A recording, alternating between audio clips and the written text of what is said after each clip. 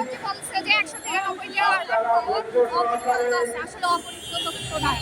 আমরা এখানে অলরেডি কর্মরত রয়েছি এবং ৩০ তারিখ আমাদের এই ভবনগুলো হ্যান্ডওভার দেওয়ার কথা বলা হয়েছে।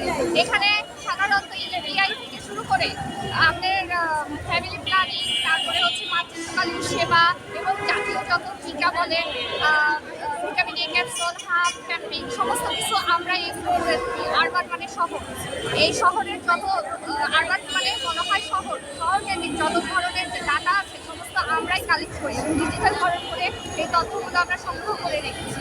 তার সেই ক্ষেত্রে আমরা ৩০ তারিখের পর থেকে আমাদের হচ্ছে চাকরি যুক্ত হয়ে যাচ্ছে। তার সেই জন্যই আমাদের এক দাবি যে আমাদের চাকরি স্থায়ীকরণ করা লাগবে। ২২ বছর ধরে আমরা হচ্ছে বিভিন্নভাবে চুক্তিবদ্ধ করে আমাদেরকে এখানে চাকরি করছি আমরা, কিন্তু আমাদের চাকরির স্থায়ীকরণ চাই। আমাদের কি বলবো আমাদের নিশ্চয়তা চাই চাকরি। তাহলে কতজন ওখানে চাকরি করছেন যেখানে আসলে এখানে তো আপনার লাখ লাখ মানুষ চাকরি করে, ১৪ লাখের মতো সারা বাংলাদেশ জুড়ে। সবাই? আচ্ছা, আমি আরেকটা বিষয় বলি।